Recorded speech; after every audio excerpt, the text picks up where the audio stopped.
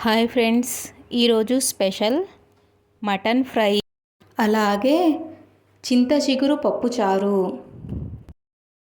Mutton fry చేసుకోవడానికి medium size mutton ముక్కలను తీసుకున్నానండి. ఈ మటన్ను 4-5 టైమ్స్ క్లీన్ చేసి పెట్టానండి. ఇప్పుడు ఈ క్లీన్ చేసిన మటన్లో మసాలాలను యాడ్ చేసుకుందాం. 1 స్పూన్ అల్లం వెల్లుల్లి పేస్ట్, 2 స్పూన్ల కొబ్బరి పేస్ట్, ఇక్కడ ఎండు కొబ్బరిని తీసుకున్నానండి నేను. 1 స్పూన్ ధనియా powder, 1 spoon mutton masala powder, అలాగే 1/2 స్పూన్ గరం మసాలా పౌడర్ వేసుకున్నానండి.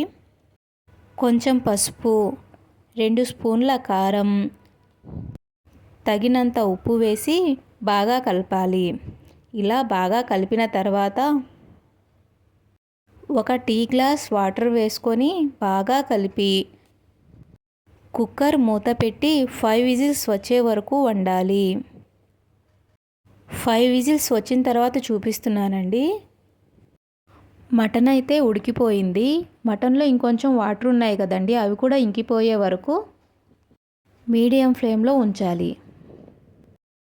మటన్లోని వాటర్ అంతా ఇంకిపోయి డ్రై అయిన తర్వాత మటన్ ఫ్రై చేసుకోవడానికి వేరే ప్యాన్ పెట్టి అందులో 4 to 5 స్పూన్స్ నూనె వేసుకోవాలి. నూనె కొంచెం వేడైన తర్వాత ముందుగానే బాయిల్ చేసి పెట్టుకున్న మటన్ని వేసి బాగా ఫ్రై చేయాలి. ఈ ప్రాసెస్ అంతా మనం మీడియం ఫ్లేమ్లో ఉంచే చేసుకోవాలి. కొంచెం కరివేపాకును వేసి బాగా కలుపుతూ ఫ్రై చేస్తూ ఉండాలి. ఒక 15 నిమిషాల వరకు మధ్య మధ్యలో కలుపుతూ ఫ్రై చేస్తూ ఉండాలి. మటన్ ఇలా బాగా ఆయిల్లో ఫ్రై అయ్యి ఈ కలర్ వచ్చే వరకు ఫ్రై చేయాలి. ఈ ఫ్రై చేసుకోవడానికి మనకి ఎక్కువ ఆయిల్ కూడా పట్టదండి. 5 to 6 స్పూన్స్ సరిపోయిద్ది. మటన్ని ఇలా బాగా ఫ్రై చేసి సర్వింగ్ బౌల్లో తీసుకుంటే ఎంతో టేస్టీగా ఉండే మటన్ ఫ్రై రెడీ. ఒక్కసారి మటన్ని ఇలా ఫ్రై చేసి చూడండి. మటన్ ఫ్రై టేస్ట్ ఒక్కసారి చూస్తే ఇంకా ప్రతిసారి మటన్ తెచ్చినప్పుడల్లా ఇలాగే ఫ్రై చేసుకొని తింటారు. చింత చిగురు పప్పుచారును తయారు చేసుకోవడానికి 1 కప్ కందిపప్పును బాగా క్లీన్ చేసి 1 గంట వరకు నానబెట్టి ఉంచానండి.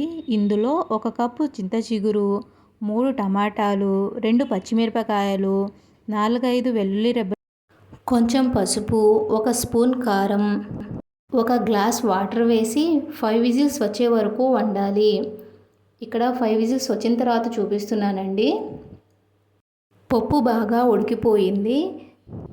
పప్పు గుత్తితో బాగా మెత్తగా నుదుపుకొని అందులో చింతపండు రసం వేసుకోవాలి. వీటన్నిటినీ బాగా కలిపి తగినంత ఉప్పు వేసి పప్పు చారుకు సరిపడా నీళ్లు వేసుకొని కొంచెం కరివేపాకు కూడా వేసి బాగా కలిపి 10 నిమిషాల వరకు హై ఫ్లేమ్లో ఉడికించాలి. చింత చిగురు పప్పుచారు ఇలా 10 నిమిషాలు బాగా ఉడికిన తర్వాత పోపుని రెడీ చేసుకోవాలి.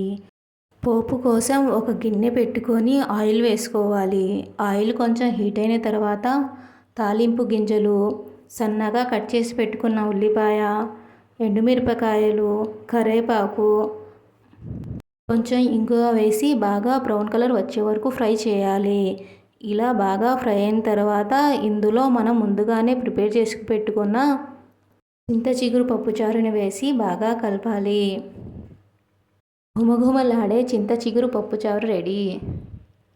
చింత చిగురు పప్పుచారు మటన్ ఫ్రై బెస్ట్ కాంబినేషన్ అండి.